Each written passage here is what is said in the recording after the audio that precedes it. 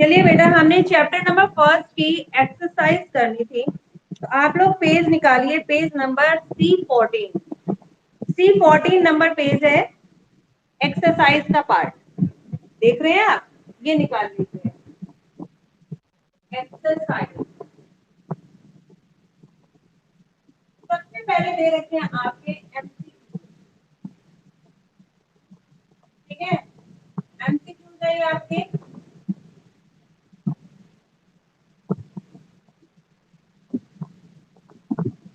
पूरा लिखिए, multiple choice question. कई बच्चों को यहाँ मालूम नहीं है। फर्स्ट लिखिए, मल्टीपल चॉइस क्वेश्चन जो है आपके, the constitution of India came into force. जो भारत का संविधान है वो फोर्स में कब आया, मीन्स वो कब लागू हुआ। एनीवन, कोई बता सकता है भारत का संविधान कब लागू हुआ था? 26 जनवरी 1950। 26 जनवरी,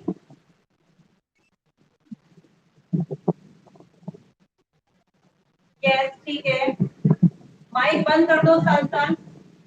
जनवरी 1950, फर्स्ट टिक लगा लीजिए। सेकेंड, डॉरी प्रोहिबिशन एक्ट, दहेज प्रथा पर प्रोहिबिशन, प्रतिबंध लगा दिया गया कब? 1961 में। यस, वेरी गुड, इसका क्या है? 1961।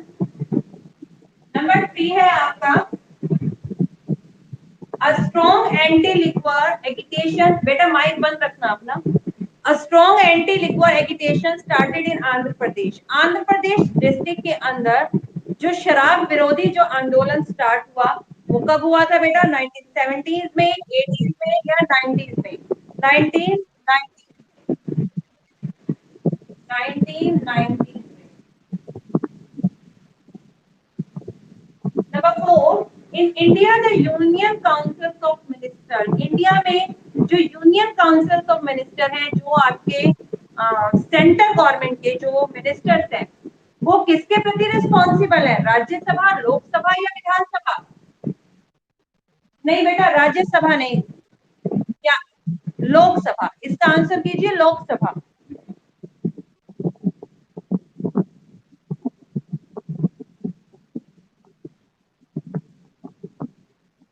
नंबर 5, 4 ही है, ठीक है।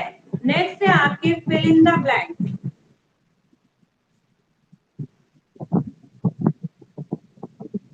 Fill in the blank. Fill in the जो ब्लैंक्स हैं आपके, the rule of law means that all the citizen are equal in eye of law. The rule of law, जो कानून का शासन है, वो क्या कहता है? All the citizen are equal. इसके अंदर हम क्या करेंगे? इक्वल, कि सभी सिटीजन इक्वल है। किसमें इक्वल है? आइज ऑफ लॉ, कानून की नजर में।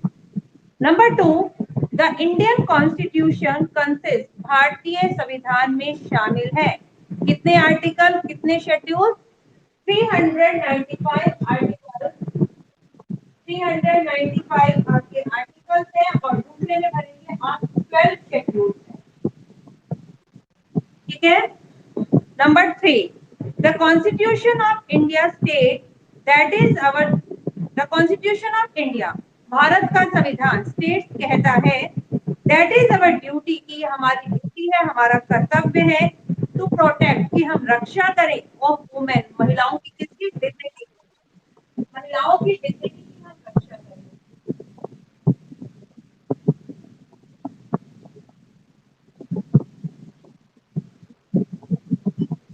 नेक्स्ट है number 4, the constitution of India was adopted and enacted on, कि भारत का जो कॉन्स्टिट्यूशन है, अनेक्ट मतलब कब वो आपका संविधान बनकर तैयार हुआ, एंड केम इनटू फोर्स, कब वो लागू हुआ। तो लागू होने की डेट तो ये लिखी रखी है आपने, लेकिन ये अनेक्ट हुआ था इससे 2 मंथ पहले, 26 नवंबर 1949, और ये फोर्स में आया 26 जनवरी 1950।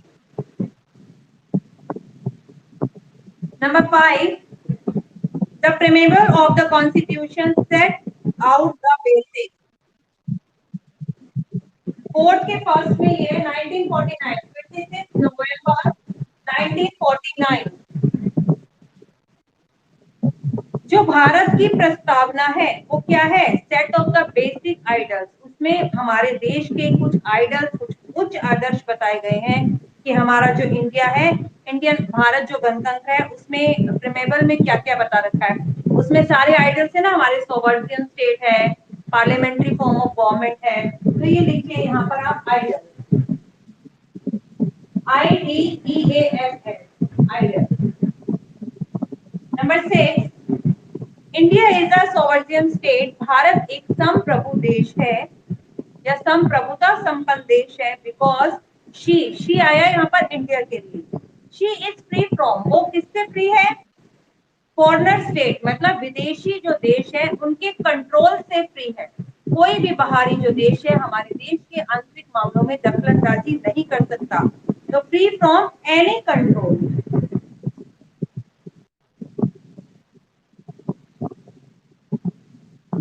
Free from any control. Number 7, our constitution prohibits, हमारा constitution prohibits, पाबंदी लगाता है employing children, बच्चों को रोजगार पर लगाने की। कौन से बच्चे?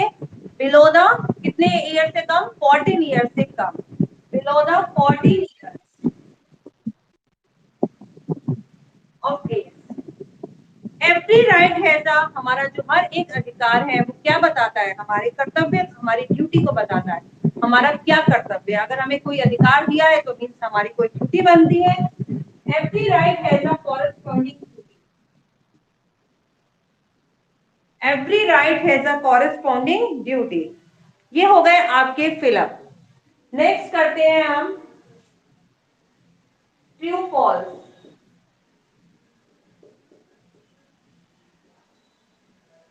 ट्रू फॉल्स देखिए। The constitution of India can not be amended, कि भारत का जो संविधान है हम उसमें अमेंडमेंट नहीं कर सकते, हम उसमें करेक्शन नहीं कर सकते, संशोधन नहीं कर सकते। बताइए क्या ये राइट है या फॉल्स है? फॉल्स है, क्योंकि नागरिकों की वेलफेयर के लिए हम उसमें लगातार अमेंडमेंट करते चले आ रहे हैं। तो यहां लिखेंगे आप फॉल्स। सेकेंड है द कस्टम ऑफ डॉयरी, यानी कि जो दहेज की प्रथा है, is not prevalent in Indian society, वो भारतीय समाज में अब प्रचलित नहीं है। है दहेज या नहीं है?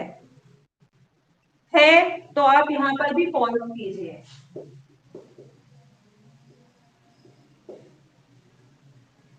Maharashtra has a law prohibiting Maharashtra has a law prohibiting people from making and consuming alcohol drink, कि महाराष्ट्र ने एक कानून बनाया जिसने उसमें लोगों पर पाबंदी लगाई कि वो ना तो शराब बनाएंगे, ना ही शराब पिएंगे, और साथ में सेलिंग और ना ही बेचेंगे। तो ट्रू कीजिए।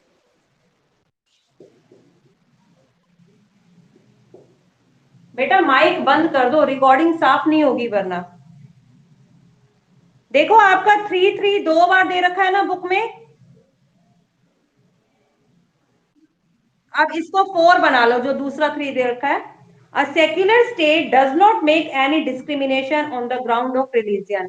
एक सेक्युलर जो स्टेट है, एक जो धर्मनिरपेक्ष देश है, वो कोई भी भेदभाव नहीं करता व्यक्ति के धर्म को लेकर। राइट है ये?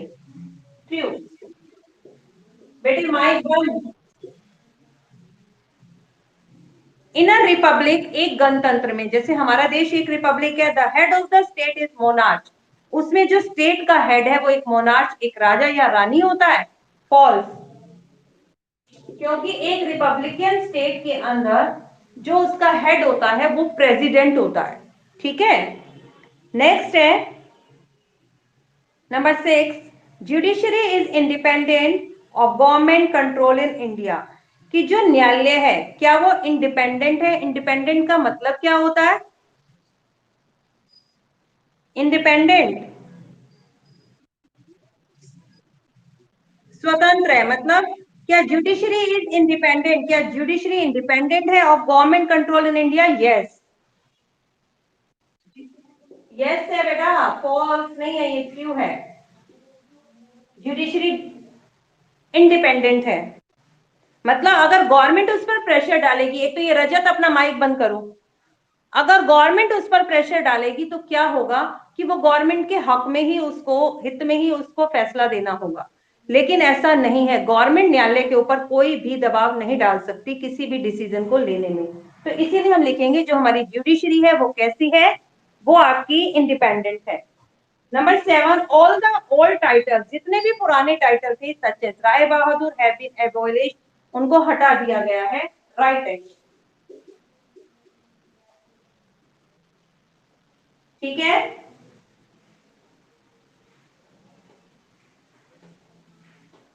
Number 8, citizens of India have no right, Bharat के किसी भी सिटीजन को अधिकार नहीं है to seek information on the matter, कि वो सूचनाएं प्राप्त कर सके किस पर, on matter relating to the government records and document, government से रिलेटेड जो रिकॉर्ड है, डॉक्यूमेंट है या कोई भी मैटर है उस पर सूचना प्राप्त करने का लोगों को अधिकार है या नहीं, अधिकार है। तो यहां पर कह रहा है हैव नो राइट, तो फॉल्स हो जाएगा ये हो गया आपका फॉल्स। सभी बच्चे इसे फिल कर लीजिए। यस,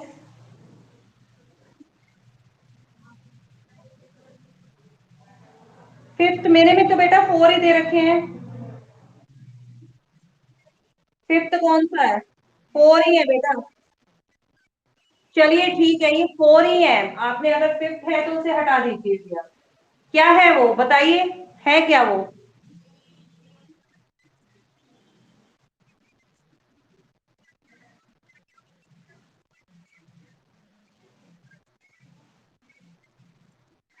आवाज नहीं आ रही हर्षिता, चलो कल देखते हैं इस टॉपिक को। ठीक है, आप उस फोर्थ पर क्रॉस लगा दीजिए, अभी फिफ्थ नंबर पर किसी भी बच्चे की बुक में नहीं है अभी। ठीक है, ये ट्रैफिकिंग ह्यूमन सुनाई दे रहा है, शायद मानव की जो खरीद होती है उस पर पाबंदी लगाई गई है। ठीक है, चलिए आगे देखिए। अब हम इसके क्वेश्चंस के बारे में बात करते हैं।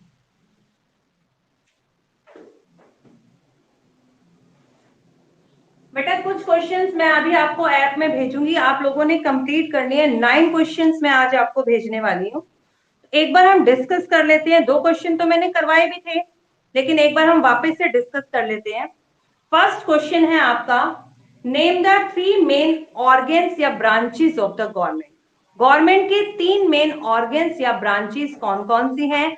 फर्स्ट है द लेजिस्लेचर, मतलब कि जो कि कानून को बनाता है। Second the executive, executive means कार्यपालिका, जो उन नियमों कानूनों को लागू करते हैं। And the judiciary, judiciary is आपका क्या हो गया, आपका न्यायालय, आपका कोर्ट। तो ये गवर्नमेंट के 3 मेन ऑर्गन्स हैं। ओके, नेक्स्ट है question number 2, what do we mean when we say that. कह रहे हम इससे क्या मतलब समझें, व्हेन वी से दैट, जब हम ये कहते हैं constitution is a living document, कि हमारा जो कॉन्स्टिट्यूशन है, हमारा जो संविधान है, वो एक लिविंग डॉक्यूमेंट है, एक सजीव दस्तावेज है। लिविंग क्या होते हैं? जो लोग चल फिर रहे हैं, सांस ले रहे हैं, लाइक सांस ले रहे हैं।